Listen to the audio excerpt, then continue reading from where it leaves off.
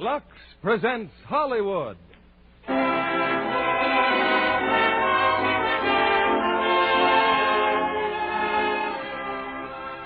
Lever Brothers Company, the makers of Lux Flakes, bring you the Lux Radio Theatre, starring Elizabeth Taylor, George Murphy, and Mary Astor in Cynthia. Ladies and gentlemen, your producer, Mr. William Keeley.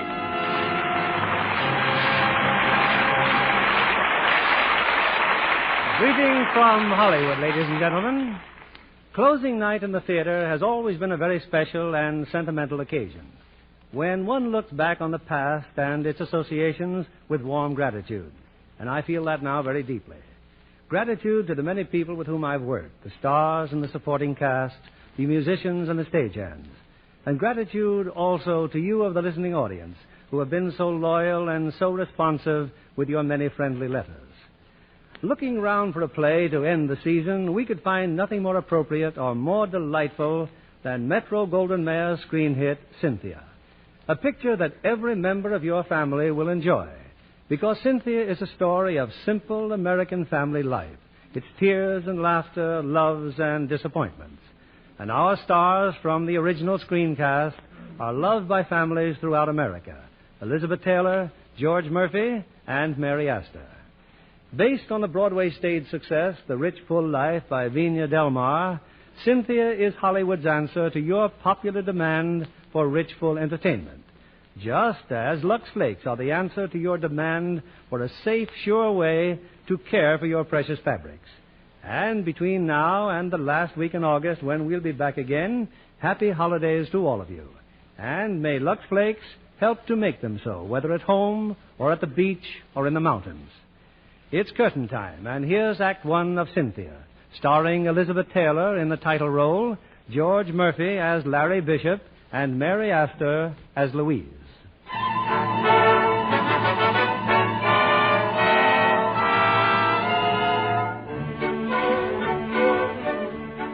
Looking back over 17 years, it seems strange that I never really met Larry Bishop until we were finishing our junior year in college. That was the spring that Larry hit the home run and won the 1930 championship for Wyandotte.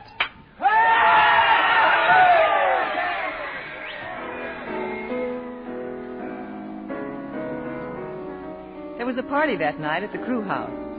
I remember showing off at the piano, hoping Larry would notice me. Well, he did, finally. And the next thing we knew, we were in the middle of the lake, just drifting along in a canoe. You know, you're awfully good at the piano, Louise. I'll be better when I get back. Back? Where from? Vienna. After I finish college, I'm going to the Vienna Conservatory. Well, gee, that's wonderful. I'm going to Vienna, too. Oh, Larry. Well, sure. As soon as I'm through medical school, I'm going there for all my postgraduate work. Oh, well, maybe we'll meet. What are you going to do this summer? Oh, I guess go back to Napoleon. Napoleon? Napoleon, Illinois. That's my hometown. Oh. Yeah, every summer I help out in Mr. Dingle's hardware store. But someday I'm going to have the finest clinic in the whole darn state. It's going to be a long summer. Not for me, Louise. That is, not if I know you'll be here in the fall. Larry, I'm here now.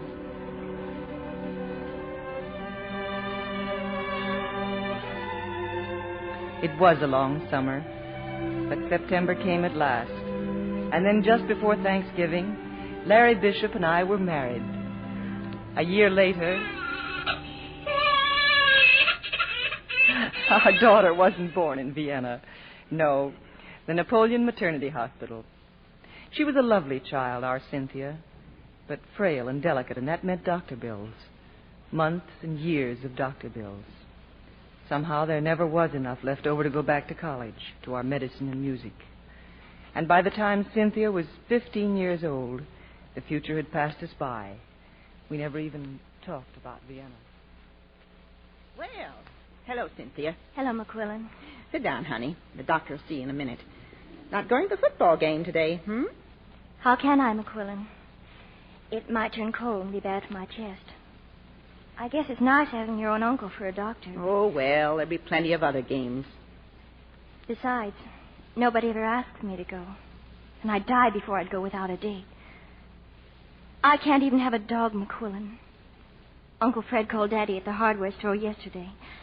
I'm allergic to dogs. Well, maybe you are, honey. McQuillan, do you think all these shots I'm taking are doing me any good? Nurse in this office isn't supposed to think. Means coming here every afternoon. I don't even have time. Well, Cynthia, how are you feeling today? Fine, thank you, Uncle Fred. Mother and Dad all right? Oh, they're... Good. Be seeing you all tonight for dinner, I suppose. Well, your color seems better. Just continue with the B complex, McQuillan. Yes, Doctor. Did that daughter of mine come home with you, Cynthia? Well, no, Uncle Fred. I think Virginia went to the game. Boys. That's all she ever thinks about. Well, that's one thing your father never has to worry about. Now then, we're keeping away from all fresh fruits, aren't we? Yes, Uncle Fred. Can't help but keep away, Doctor. Nothing in the market these days. Just apples. Well, then, let's stay away from apples, especially apples. Yes, Uncle Fred. And go straight home after your shot, Cynthia. Getting chilly. I will. As soon as I finish my singing lesson. Oh, yes. Nothing like vocal exercise to strengthen the thoracic regions. All right, McQuillan, take Cynthia into the lab. No more scales, Cynthia. No. I refuse. Up and down. Singing is for pleasure, Cynthia, not for health. Oh, I know, Professor Rosencrantz. But Uncle Fred says that practicing scales will strengthen my thoracic regions. Then for him you sing scales. But for me, you sing songs. Yes, Professor. Ah, you have a nice voice, darling. A sweet voice. And next Tuesday, we have tryouts for the high school operetta. There may be a nice part could be arranged for you, Cynthia. Do you really think I'm good enough? Well, you are my friend, and I am the impresario of Napoleon High School. Why not? Oh, I'd love to. Oh, but then Uncle Fred...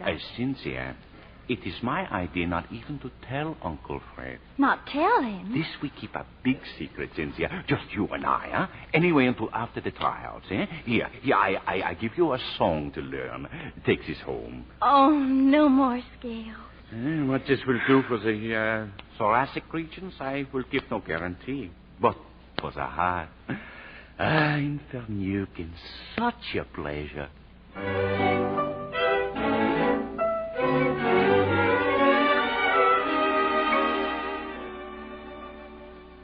You stopped by the store, Cynthia. Mother needs that percolator top. Now, you go straight home with it, won't you, honey? I will, Daddy. Hey, button up. Keep that collar up. It's cold out. Yes, Dad.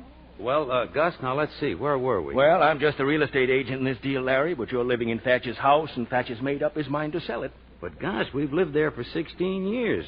Thatcher can't just throw us out like that. The price ain't bad, Larry. Yeah, but $3,000 down, though. I don't own this hardware store, Gus. I just work here. Larry, your wife, Lou's got some money in the bank, ain't she? Yes, her father's insurance money, Gus, but that belongs to Lou. I wouldn't even ask him. Yeah, I know what you mean, but where are you going to find another house to rent? Yeah. Larry. Yes, J.M.? Oh, excuse me, Gus. The boss wants to see me. Come on in the office, Larry. Larry, I ain't feeling good. Is that back troubling you again, J.M.? Awful. Afraid I'll have to bake her out a couple of months down in Florida. Think you can run this store without me? Well, I've managed every winter up till now, sir. Huh? Oh, yeah. Oh, J.M., as long as I'm here, about that house of mine... I already advised you about that house. Buy it, my boy, buy it. Well, I'd sure like to, but the problem is, well, you remember last year you said that if sales kept up, that maybe we could talk about a raise. Well, I figured that $10 a week more would see me through fine, J.M. Larry, you've been with me 16 years. I took you on here spank in the middle of the Depression. There you were, married, stone broke, and with a sick baby. That's right, J.M. Larry, I'm going to give you $100,000. What? Well, gosh, Jan, that's wonderful, but I don't get it. What's the income on $100,000 at 3%? Well, that's $3,000 a year. Well, that's what you're getting now, and that's what I'm promising you as long as our doors stay open. The income on a cool $100,000. Oh. Well, that's awfully nice of you, J.M., but about the house, Oh, well, you run over and see the boys at the bank. Tell them I said you're 100% risk. Oh, then you'll endorse my note? Larry, boy, don't put words in my mouth. Ask your brother-in-law to endorse your notes. Married to your own sister, ain't he? Biggest doctor in town, ain't he? Yeah, I'll ask him, J.M. Well, thanks. Thanks anyway. Thanks a lot.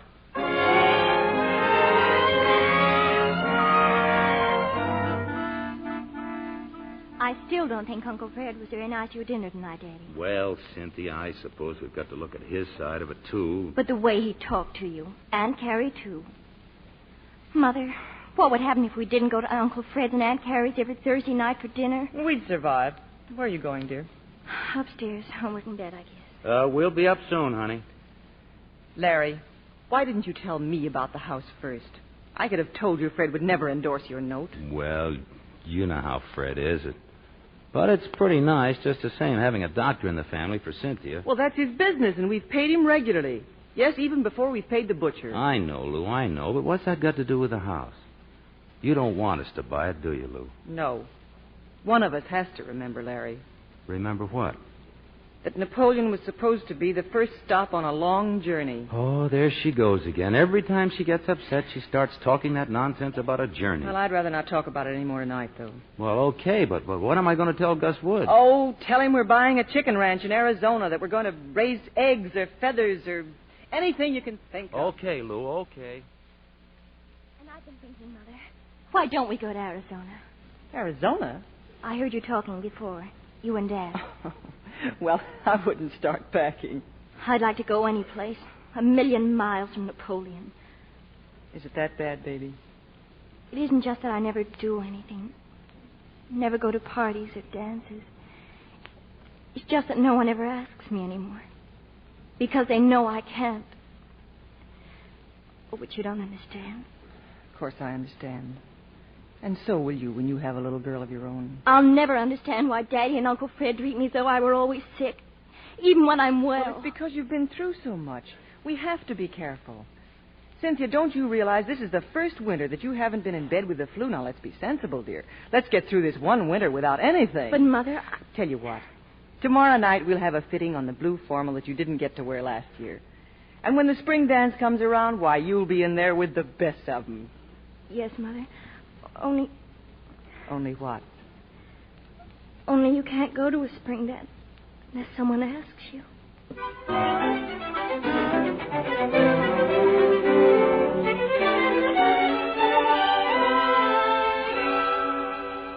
All right, boys and girls, class is dismissed. Just one moment, please. Of course, you've all noticed that Richard Latham was back in classes with us today, after serving in the United States Navy. And after one day of school, Richard has just informed me that he's going to stay with us. One of your first assignments, Richard, will be staying after school today. I made an appointment for you with Shakespeare and Cynthia Bishop. Oh, Cynthia, you won't mind helping Richard catch up with class, will you? Why, I'd be glad to, Miss Brady. Thank you. All right, class, that's all. Fredonia, imagine. My droopy cousin staying after school with Ricky. How come she gets all the breaks? Oh, it must be wonderful to have a brain, Stella. Oh, I don't know. There are other things. Goodbye, Ricky. Well, Ricky, I guess Miss Brady wants me to tell you about Macbeth. The first thing you learn in the Navy is to play dumb so nobody will notice you. You see what you get for being smart? Me. Oh, I don't mind, really. Won't you sit down? Say, will this take long? No, I have to be somewhere by 4:15 anyway. You do? Oh, a date, huh? Oh, well, sort of an appointment. I got sort of an appointment myself. Boy, that Stella Adams is really something. Yes. Well, about Shakespeare. Funny, I don't remember you. How come? Oh, I must have been a freshman when you left. I guess people change. Yeah, they sure do. Oh, you mind if I eat an apple? Oh, no, go right ahead. Have you ever read Macbeth? Heck, no. Well, if you're going to catch up with the class... Say, about Stella. Is she a friend of yours? Well, she's a very good friend of Donny's. Oh, that's my cousin Fredonia. Oh. About Macbeth. Oh, yeah, sure. Go ahead. Well, Macbeth is a Scottish chief who kills the king of Scotland, and then he's haunted by his guilty conscience. Me too. Here, have a bite of apple. Oh, no, thank you. Go on, it's good for you. Oh, but Uncle Fred said... Oh, go on, take a bite. Thanks, Ricky. Thanks a lot.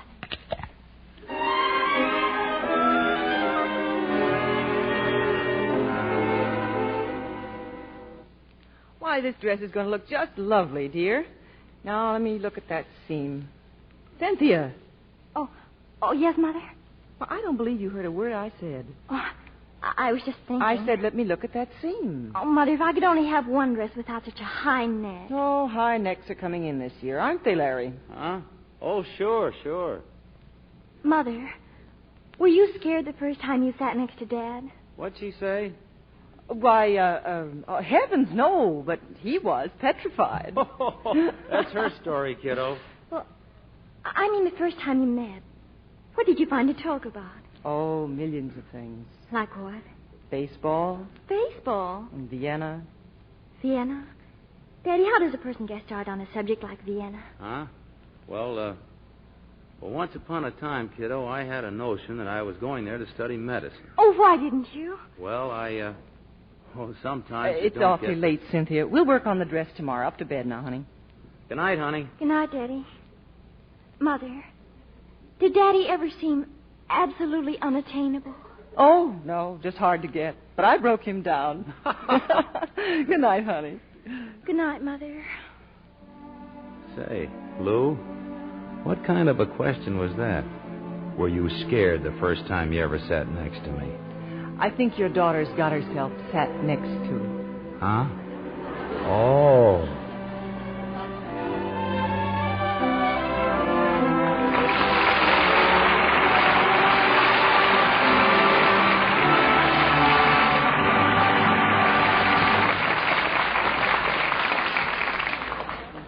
Our stars, Elizabeth Taylor, George Murphy, and Mary Astor, will return for Act Two of Cynthia in a moment. What was that sketch you were showing the girls, Libby? Oh, that was one I made of a gorgeous nightgown Barbara Stanwyck wears in The Other Love. I'm going to make one like it for myself. It's simply out of this world. That's the way Barbara looks in any costume she wears. Uh-huh. And she does wear some stunning negligees in the hospital scene. I don't wonder David Niven is the doctor and Richard Conte are both in love with her in the picture. Barbara's a fine actress as well as a beautiful one. That's right, Mr. Kennedy. She even insisted on doing all her own movie stunts in The Other Love. She gave the crew at Enterprise Studios quite a scare when her horse bolted and she had to jump from the buggy she was driving in. A good thing she didn't land in a real hospital. With such lovely gowns to wear, she'd be glamorous even there. I begin to suspect, Libby, that you're fond of pretty lingerie. Well, it certainly is a weakness of mine. That's why I was so thrilled when Barbara let me copy her gown. I hope you're going to take the same good care of it the studio did of Barbara's and use Lux Flakes. Well, naturally. I've been a Lux girl practically all my life. Some girls don't really appreciate just how much harm wrong washing can do to nice things. Take identical slips, as a famous laboratory did, and wash them two different ways. You'd be amazed to see how soon slips washed the wrong way, with strong suds, hot water, or handled roughly, looked faded and old. The slips given Lux Care stayed color fresh and attractive 3 times as long. Any girl hates to have pretty things wear out. Of course. And as you know, Libby, you'll soon have more pretty underthings if you give them Lux Care. Instead of replacing drab, faded things so often, you can buy extra new ones. Have 3 times as many. Yes, and plenty of lovely lingerie certainly makes a girl feel glamorous. So no wonder Lux is the favorite care for underthings with girls everywhere, just as it is among the studios here in Hollywood. We return you now to William Keighley. Here's the second act of tonight's play, starring Elizabeth Taylor as Cynthia, George Murphy as Larry Bishop, and Mary Astor as Louise.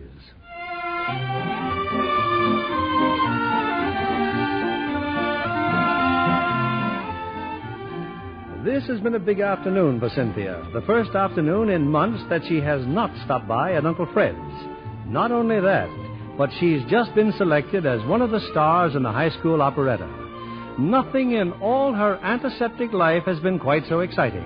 And now, wonder of wonders, Ricky Latham is walking home with her.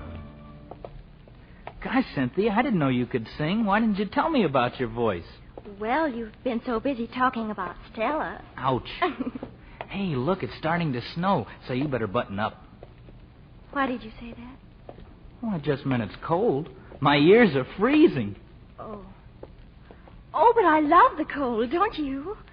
Yeah. Yeah, but what are you opening up your coat for? And don't you just hate those people who are always bundling themselves up? Personally, I can't imagine anything more dull. Yeah, but when it's cold, it's cold. Say, this is going to be nice, huh? You the star of the operetta and me the stage manager. And don't forget, rehearsal tomorrow at Rosie's studio. Oh, I won't forget. Oh, don't you just love walking in the snow?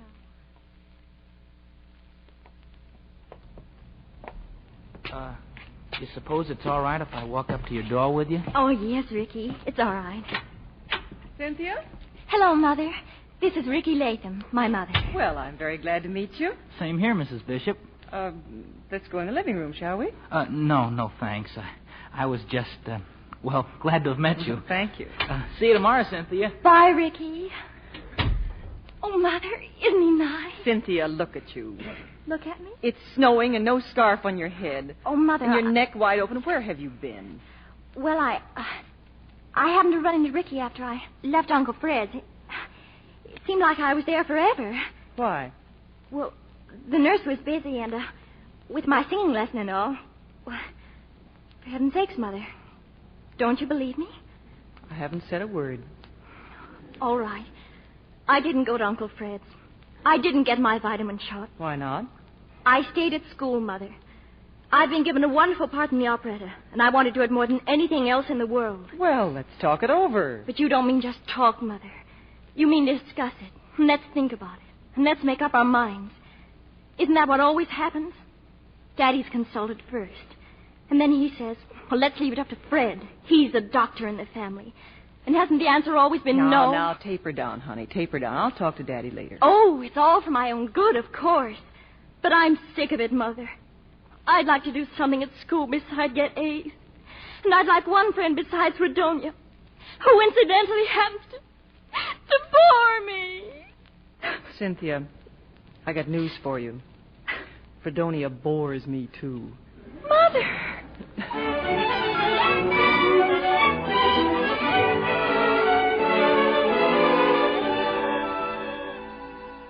But her heart's so set on it, Larry. After all, it is the operetta. I know, Lou, I know, but I still say we ought to ask Fred. After all, he's the doctor in Oh, the family. oughtn't we to ask Carrie, too, and Fredonia? Oh, now, Lou. And that boy I told you about, that Ricky Latham. I've seen him, Larry. He's nice. But you can't expect him or any other boy to stay interested in a girl who isn't allowed to do anything. Now, Lou, I'm not going to be stubborn about this. You mean that? Well, of course I mean it. If Fred says it's okay, it's certainly okay with me. Now, all we have to do is... Shh, here she comes now. Finished your work, kiddo? Not quite, Daddy. Mother, do you suppose I... Cynthia. Oh, excuse me. Do you suppose I... Lou, call Fred. Call him right Daddy, away. I only... Oh, darling, you're Mother, not. I've done it again. I've got something.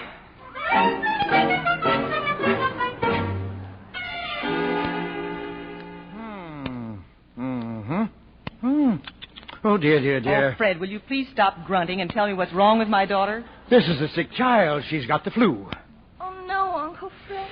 Nothing 2 or 3 weeks in bed won't cure. Now, if she'd come to my office for her shot, instead of hanging around school till all hours... Oh, I know all about it, Lou. Fredonia told me. I don't doubt it. If you feel like encouraging Cynthia beyond her capacity, that's your affair. But try to have some consideration for all the hard work I have to do. Oh, phone me if her temperature goes any higher. Blizzard or no, I'll be over. Mother, What is it, dear? would you call Professor Rosencrantz? All right. Tell him I won't be at rehearsal tomorrow.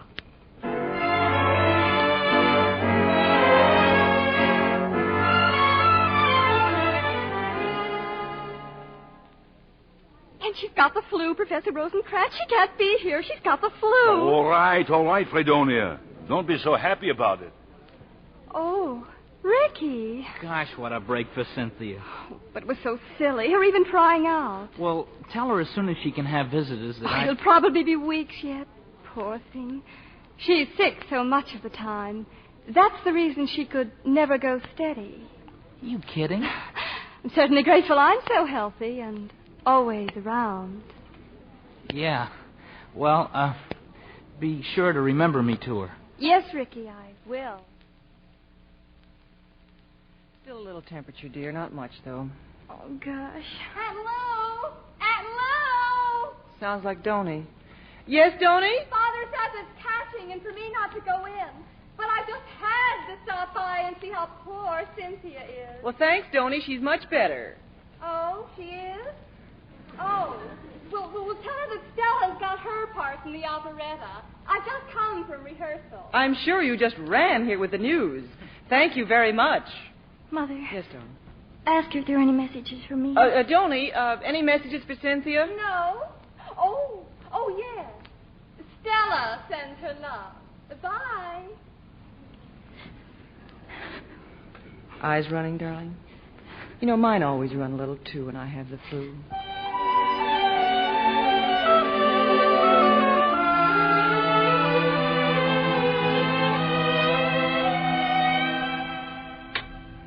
Why, Professor Rosencrantz, well, I certainly didn't expect to see you here tonight.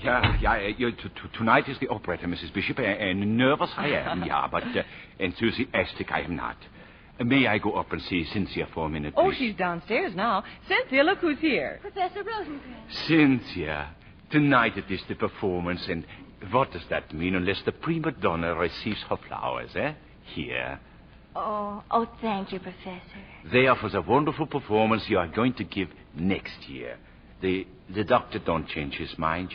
You cannot even sit in the audience. No, the night air. Yeah. It could be his right, darling. I say good night now. Take care. Good night, Professor. Good night. Good night. And tell Stella I wish her lots of luck. With her voice, we can hope for luck yet? This song we have to take out because her voice is no top. That song we have to take out because she has no bottom. And her middle? Luck we will need. Cynthia. Mother, not even being able to go. No, honey.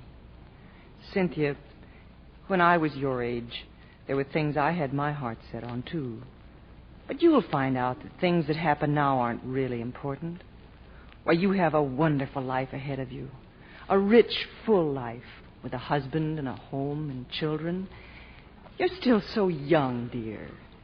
You were young, too. Cynthia, from now on, things will be different. I promise you. How can they? Daddy won't change. Uncle Fred won't change. But we will, Cynthia. We will.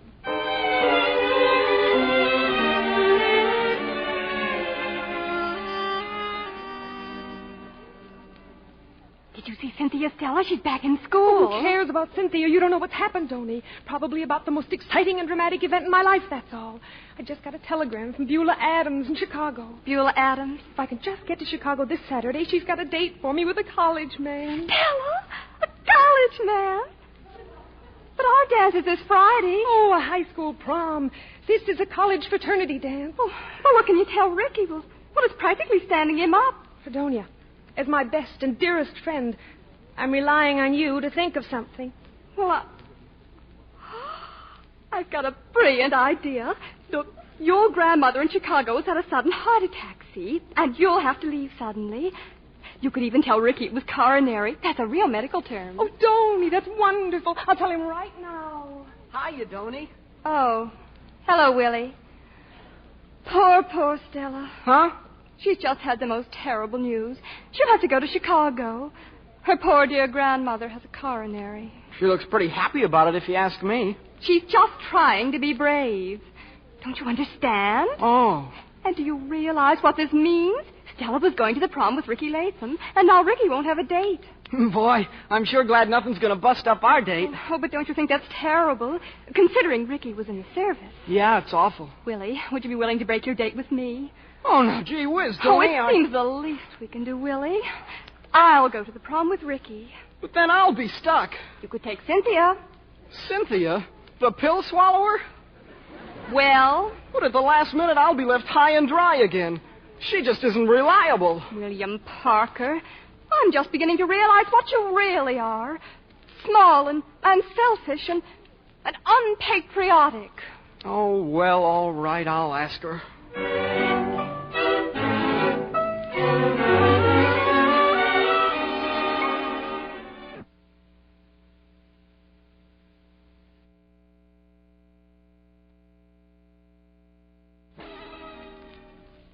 Oh, Cynthia, before you go to lunch, Oh, hello, Willie. How do you feel? Oh, I'm fine, thanks. You sure? Mm-hmm. Donnie's going to the dance with Ricky. Oh. Oh, it's all right with me. You see, Stella's going to have to go to Chicago, so that left Ricky without a date, and so I figured that, well, what with him being a service veteran and all that, Donnie ought to go with him. That was very considerate. And, I was wondering... Yes? I mean, well, heck, I'd be very glad to take you, Cynthia, if you think you can make it. Was it thank you, Willie. Oh, that's okay. And Cynthia, please, take care of yourself.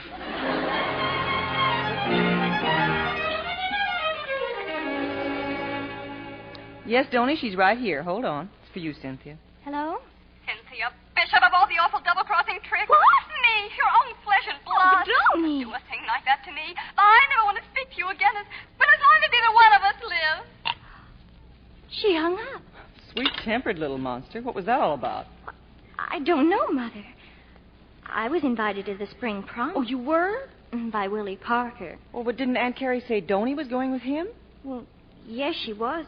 But now she's going with Ricky Latham, so Hi. Hello! Mother, look, it's Ricky. Well, just don't stand there. He looks honest. I think we ought to let him in. Hello, Ricky. Hello. Oh, good afternoon, Mrs. Bishop. Good afternoon, Ricky.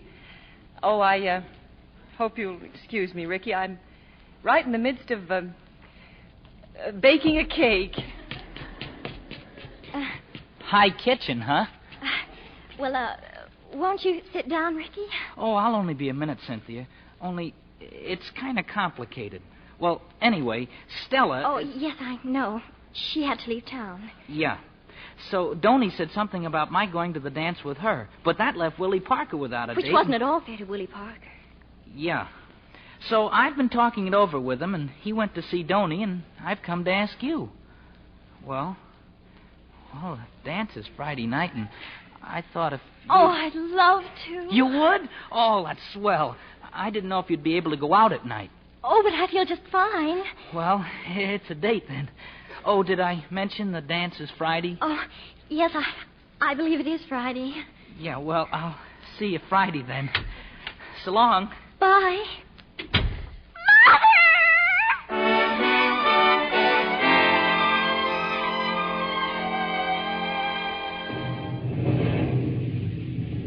Hello? Hello. This is Ricky Latham, Mrs. Bishop. Oh, yes. It seems to be raining a little bit. And, well, I was just sort of checking. 8:30 won't be too early for Cynthia, will it, Mrs. Bishop? Oh, no, of course not, Ricky. I'll tell her. Goodbye. Who was that, Lou?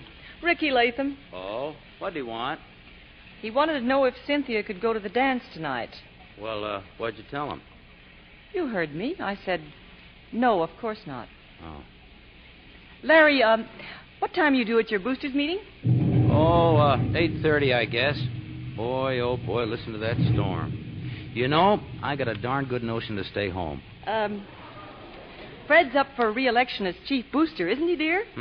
Yeah, oh yes, old Fred. He'll win in a walk. You know, you wouldn't make a bad chief booster yourself. Oh, cut it out. I wouldn't have a chance against Fred. Now, Larry Bishop, certainly for the sake of the wife and the kiddies, you'd make a fight for it. Well, for the sake of the wife and kiddies, I'd do nearly Come on, anything. lazy, on your way. Now, don't rush me, Lou. Take it easy. Cynthia, Daddy's going. Oh, good night, Daddy. Have a nice time. Well, come on downstairs and give your dad a kiss. Now, Larry, I wouldn't. Yeah, maybe you're right. No, Cynthia, you stay upstairs. You might get in a draft coming down here. Well, good night, doll. You better take her temperature, Lou. She looked a little flushed to me at dinner tonight. Well, don't worry about getting home early, dear. Oh, Lou, look at that. I'm not going. It's a cloudburst. Don't be silly. You go on and have some fun. Oh, well, all right. Goodbye, sweetheart. Goodbye, dear. Cynthia, what are we waiting for? Come on, hurry up. I'm all dressed, Mother. How do I look? Oh, you look just lovely. Only what? Oh, lipstick. Oh, Mother. 2 lips should be enough for any woman. Now, hold still. What time did you say he was coming? 8:30, and you've asked me 7 times. Mother, he's here. Ricky's here. No, that's probably just your father driving off. Nope, I take it all back. That's Ricky. But he's early, Mother. Oh, this high neck is practically choking me to death. Now, that's one thing that's going to stay as is. But I look practically adolescent. Good. Now, count slowly to 100 and then come on down. Gosh, it sure is misty outside. Lucky we don't have to bend on getting a taxicab, Mrs. Bishop. Cynthia ready? Oh, you know women, but she'll be down. You've got a closed car, Ricky. Well, sort of. But we won't get too wet, Mrs. Bishop. My top doesn't leak much. Oh. What time do you think the dance will be over? Oh, about 12, I guess. But that's when the real fun begins. There's no telling where the gang will go afterwards. Yes. Hello, Ricky. Holy cow. Well, hello. You're a bit early, aren't you? I guess I am. Oh, boy. Mother, where are you? Oh, just getting your galoshes, dear. Oh, do I have to? Galoshes? Well, it is a little damp outside. Boy, what a dress. Well, I better get the umbrella. Oh, Mother, isn't he darling? Yes, he is, dear. Cynthia Bishop, what have you done to your dress? Oh, all I did was rip out the neck. You're not angry? I'm furious. Well, I guess we're all set. Well, now have a good time, you two. Thanks, Mrs. Bishop. Good night, Mother. Good night, honey, and drive carefully, Ricky. Oh, I will. Louise Bishop, you have deceived your husband. Oh, well.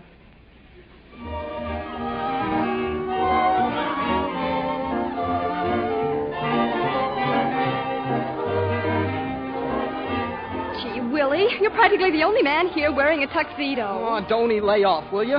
Besides, my father says it'll fit me perfectly next year. What's happened to your hand? I can't help it. These darn cuffs, they keep sliding down, sliding down. And pulling your chest. Stop showing off. I'm not showing off. My chest isn't within a foot of this darned old starched shirt. Well, hello, Cynthia.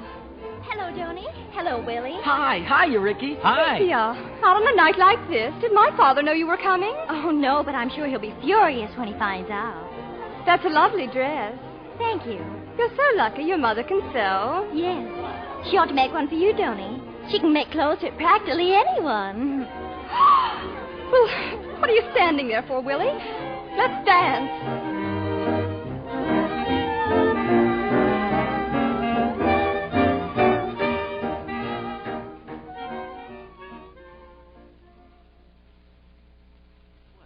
Now, you're not going to believe this, but you're looking at the newly elected chief of the Napoleon Boosters Club. Oh, Larry, no. Yes, sir. I nosed out old Fred by 6 votes. Of course, I felt a little bad about beating old Fred, but, say, what are you doing up so late? Louise, there's nothing wrong with Cynthia. Of course not, Larry. I'm just waiting up for her. What did you say? She went to the dance. Larry, where are you going? Where am I going? I'm going to the high school and bring her home, of course. Larry, don't. That's foolish. You'd break her heart. Lou, why did you do it? Because it was the most important thing in her life, and I wanted her to have it. You sent her out on a night like this? You took a chance on... Someone, Larry. Finally, someone in this house had to take a chance. But, Lou, that kid is sick. There's a sickness here worse than Cynthia's. What are you talking about? You, Larry. You're sick. Sick with fear. Fear of saying or doing something that Carrie or Fred might disapprove of. Oh, Lou. Fear that we may have to move out of this house. Fear of Dingle. Plodding along year after year simply because you haven't the courage to demand what's coming to you. Well, maybe you should have married a millionaire. Oh, you know I never gave a hang about money. All I ever wanted was to feel proud of you. Feel that we were living our own lives with a little dignity. Dignity? Oh, sure, dignity. I guess the only way to be dignified in this town is to have money in the bank like you have. Yes, I've got a little money in the bank, but it's not going to be used to buy this house. It's going to be used to get us out of here so that somehow we can find a little of what we dreamed of before it's too late. It's too late now, Lou. It was too late the day Cynthia was born. Oh, how can you... You know, you can't just choose the things you want sometimes, Lou. God or fate or whatever you want to call it steps in and does the choosing for you. And I'm not so sure that it isn't best after all. Wait a minute, No, Larry. Lou, no, you wait. Oh, I'll admit that every now and then I read about some doctor making a great medical discovery and I shut my eyes and imagine it's me, but then I look at Cynthia and you and I wouldn't swap shoes with the greatest doctor in the whole world. Maybe I've been wrong all these years, trying to make the best I could of it, but that's the way I am, I guess. Only I never thought you hated me for it. Larry. Larry.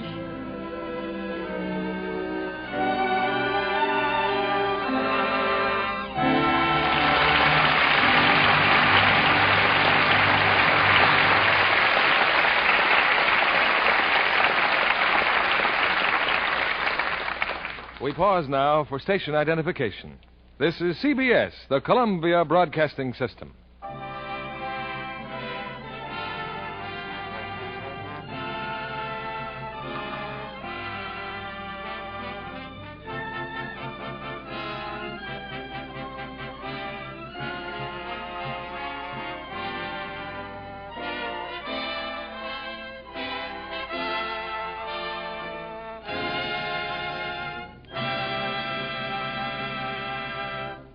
We'll bring you Act 3 of Cynthia, starring Elizabeth Taylor, George Murphy, and Mary Astor in a moment.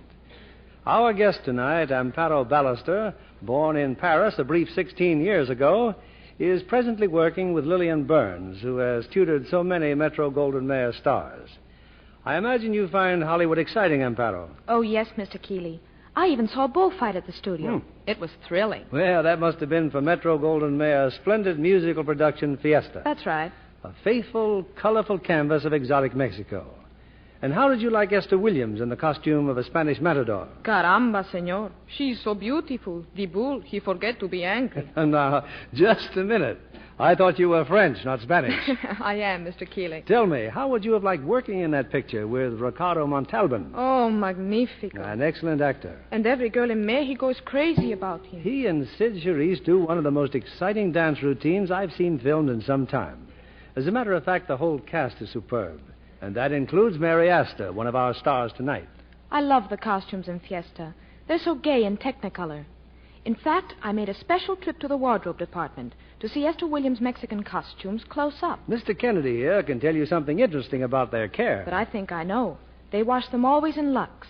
They were lovely. It's amazing. It's true, Miss Ballester. Hollywood studios make it a rule to use Lux Flakes for everything safe in water. Lux Care keeps washables lovely while the film is in production. Afterwards, the costumes are stored to be reused or remodeled for another picture. But I have done that with my own things. Even a great studio practices economy with Lux, just as girls everywhere do. And we have real proof that Lux Care keeps colors lovely longer. A series of washing tests on many different colors and patterns. Those washed the wrong way looked faded in a surprisingly short time. But those washed the Lux way stayed lovely up to 3 times as long. You have a saying here in Hollywood, Mr. Kennedy. Don't trust a luck, trust a Lux. Thank you for coming tonight, Amparo Ballester. We'll be looking for your first picture. Now, here's Mr. Keeley at the microphone. We continue with Act 3 of Cynthia, starring Elizabeth Taylor in the title role, George Murphy as Larry Bishop, and Mary Astor as Louise.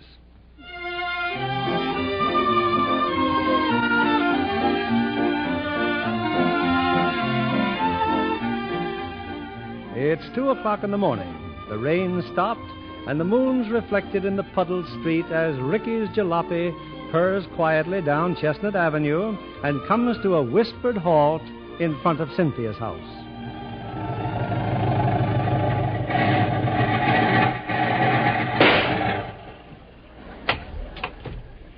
Well, good night, Ricky. Hey, watch out for that puddle. Oh, up to my ankles again. Gee, I'm sorry, Cynthia. Oh, it's all right, Ricky. When we were doing the conga line in front of Benny's barn, we were in puddles all the time. Yeah, but I think I better carry you to your door. Now, hold tight. Oh, Ricky! Don't worry, I learned this hold in the Navy. It's a very good hold. You, haven't lost my ring, have you? Lost it? Oh, no, Ricky. It's on this chain around my neck. See? Oh, that's swell. Well, here's your door. Good night again. I sure hate to go, but you better get in and take off those wet shoes. Why do you say things like that? Well, because I figured out something tonight. You did? Remember that day I walked you home from school? Mm-hmm. You didn't have to open your coat the way you did. I mean, you didn't have to prove anything. I don't care even if you do catch colds easily. Oh, Ricky. That's just about the nicest thing anyone ever said to me in all my life. After tonight, I wouldn't care if you couldn't dance. Cynthia,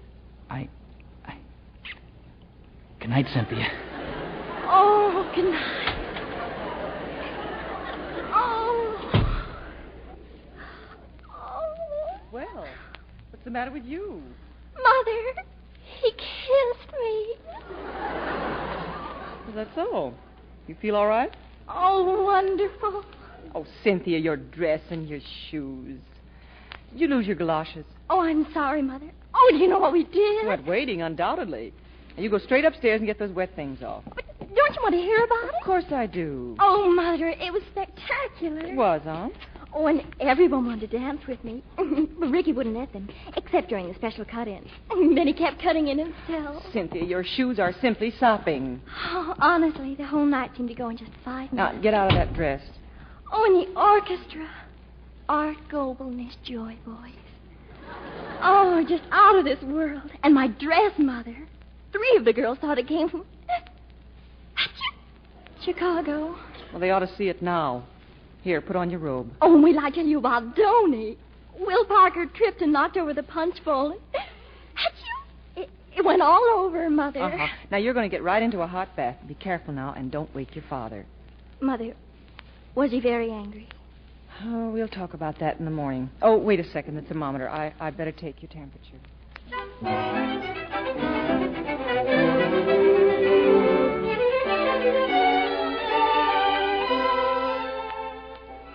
Morning, Larry. Sorry, I guess I overslept. Morning, Lou. So did I. I made the coffee. I get you some eggs or something? No, thanks. How's Cynthia? I don't know. I thought it best not to wake her. Like to look at the morning paper? Oh, your picture. Larry Bishop elected to head Boosters Club. Congratulations. Thanks. I'll get it. Professor Rosencrantz. Excuse me for calling so early, but it is never too early for congratulations. My heartiest congratulations. Oh, thanks, Professor. But even the boosters can make a mistake. Boosters? What's boosters? I'm talking about Cynthia. Oh, Mrs. Bishop, such a pity you were not there to see her last night. A princess, a queen. Well, it's very nice of you, Professor. How about some coffee? Vienna's refusing coffee? Thank you. Last night, the music, the dancing, those young people. Remember, Mrs. Bishop, when you first come to Napoleon, how I tell you about Vienna? Oh, please, Professor. Huh? What?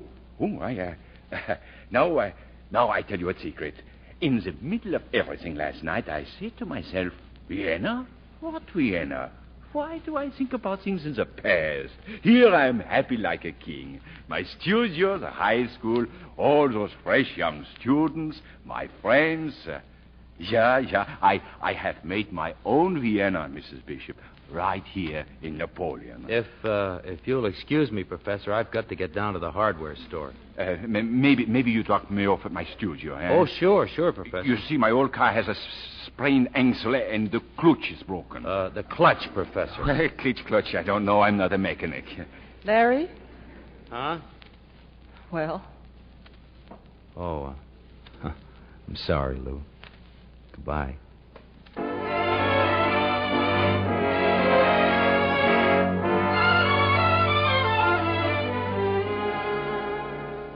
Morning, Larry. Morning, Joe. Congratulations. Oh, thanks. So you know the boosters. Boosters? I mean Cynthia. I hear she was the belle of the ball. Oh, yeah. Oh, good morning, Sadie. Morning, Larry. Congratulations. Huh? Oh, she always was a pretty kid, Sadie. I'm talking about the boosters. Say, we got a shipment in this morning. The boss. No. You mean Dingle's back? Been screaming for you for an hour. Oh, fine. Careful, Larry. He was saying anyone who thought he was indispensable here could quit. Quit? You'd better get right in there and square yourself. Sadie, where in the blazes is he? Telephone his house? I'm here, J.M. Larry, you're an hour and a half late. About time you realized I'm running a business here. Well, what do you got to say for yourself? Well, okay, J.M. You asked for it, and here it is. Huh? I guess every man's got to decide for himself just how much he's going to take, and, well, I've had my fill. And it isn't a question of money. See, I never gave a hang about money, but a man's only got one life, and I think you ought to live it with a little dignity. What? Of course, you wouldn't understand about dignity, J.M., but when you're ready to go back to Florida and stay there and stop pretending you're running this store, look me up. Oh, no, look here, And Larry. another thing, that $100,000 you gave me. Well, I'm giving it back to you. You're a good businessman, J.M. You'll know just what to do with it.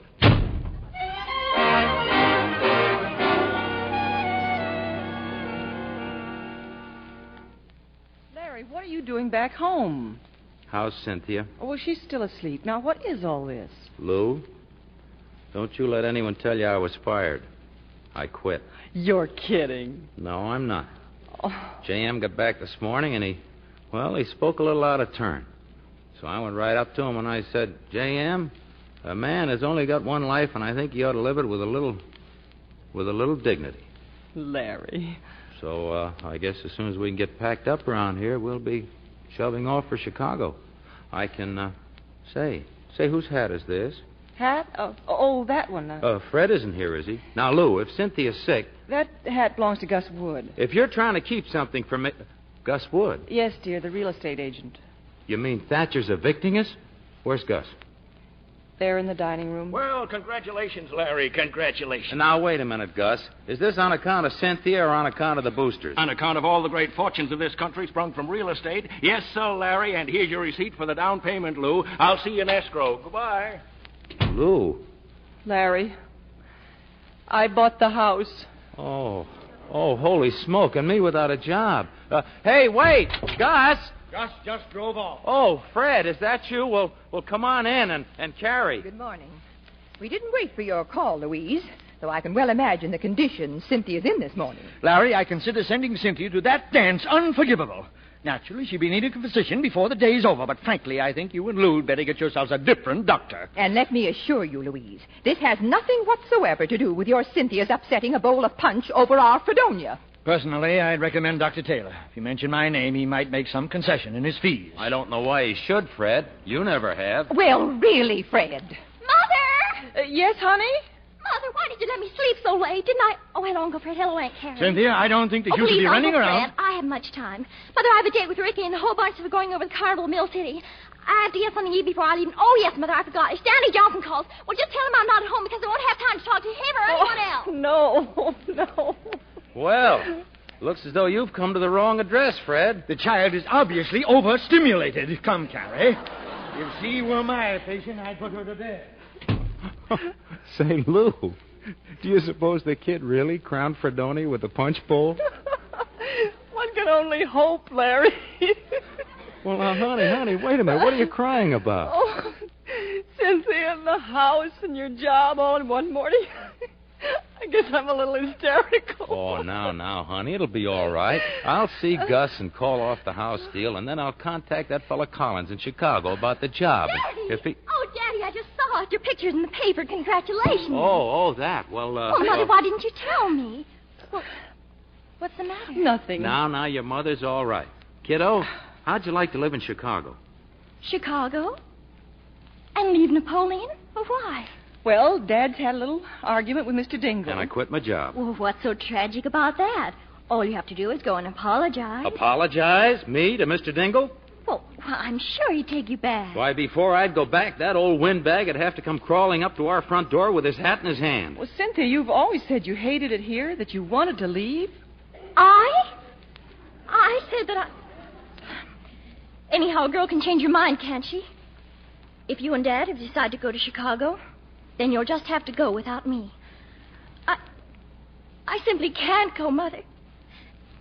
Don't you understand? Ricky and I are going steady. Well, Louise, you heard what she said. They're going steady. Dad, look. Huh? Out there coming up our walk. Dingle. Mr. J.M. Dingle. And Daddy, he's got his hat in his hand.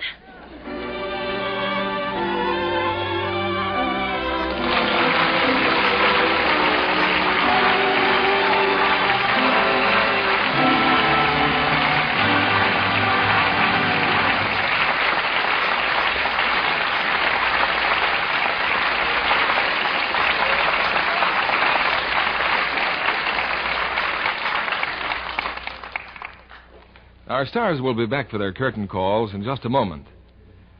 We in the Lux Radio Theatre enjoy your letters telling us what you like about our shows or what stars you hope to hear soon. And naturally, we're pleased when you tell us how much you like our product, Lux Flakes.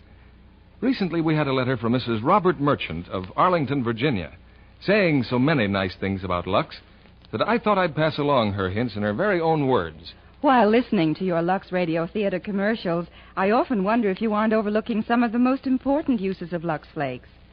Not only my personal things, but my entire house is Lux. For instance, I wouldn't trust my organdy curtains to anything but Lux. I use it for my washable spreads, for I know it will help save their color, as it does my slipcovers and washable drapes. I use it for the bathroom and shower curtains, too. Another important use for Lux Flakes, for me at least, because I have a 19-month-old toddler, is removing fingerprints from my furniture before it's waxed. I use it to wash my lampshades, too. And last, but far from least, is Lux Flakes for dishes. For aside from how nice they keep my hands, they leave glassware and dishes shining. Oh, yes. I've never used anything else for the baby, from diaper days up to his present sweaters and cotton suits. Truly, I couldn't keep house without Lux, for there's no room in my home that doesn't know its care. Thank you. Thank you very much, Mrs. Merchant. Thousands of women like yourself, every day, are proving for themselves the truth of the famous Lux slogan. If it's safe in water, it's safe in Lux. Here's Mr. Keeley, our producer. The curtain rings down on another successful season. And before we say goodbye for 8 short weeks, I know you'll want to meet our stars in person. Elizabeth Taylor, George Murphy, and Mary Astor.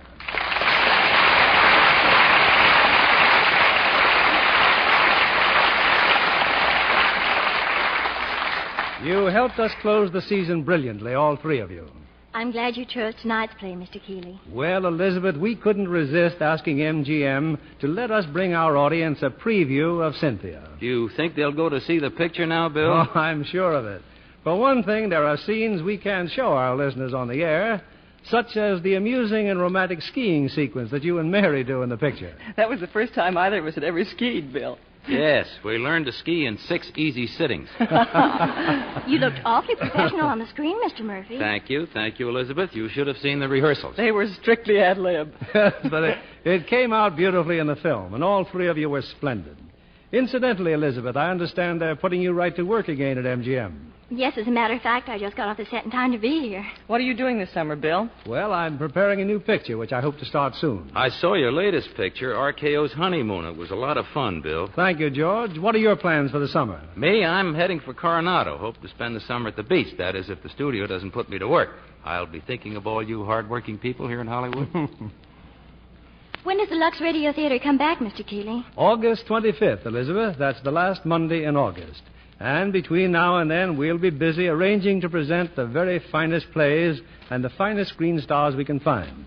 In fact, we plan to start off with one of the season's top hits, RKO's delightful and romantic comedy, The Farmer's Daughter, with its original and exciting stars, Loretta Young and Joseph Cotton. Well, that's a wonderful play to start the new year, Bill. I'll make a note to catch it. I hope everybody listening does the same, Mary. And until then, a very happy summer to all three of you. And a happy summer to your listeners, Mr. Keeley. Thanks, Elizabeth. Good night. Good night, Bill. Good night. We'll see you in the fall.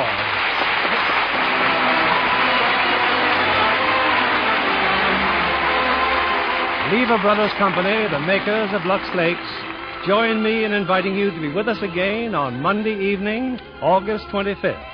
When the Lux Radio Theatre plans to bring you The Farmer's Daughter, starring Loretta Young and Joseph Cotton. This is William Keeley saying good night and good luck to you from Hollywood.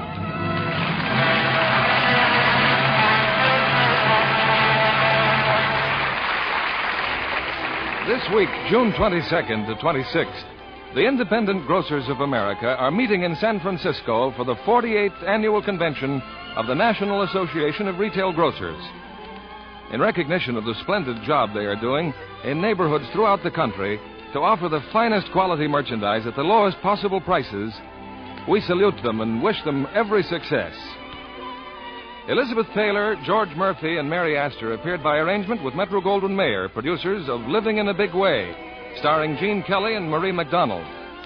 Heard in our cast tonight were Gil Stratton, Jr. as Ricky, Carol Brannon as Fredonia, Bill Johnstone as Professor Rosencrantz, Leo Cleary as Uncle Fred, and Lois Corbett, Joe Graham, Norman Field, Bill Roy, Charles Seal, Noreen Gamil, and Stanley Farrar. Our music was directed by Louis Silvers. And this is your announcer, John Milton Kennedy, reminding you to join us again on Monday, August 25th, when we plan to bring you The Farmer's Daughter, starring Loretta Young and Joseph Cotton. This is CBS, the Columbia Broadcasting System.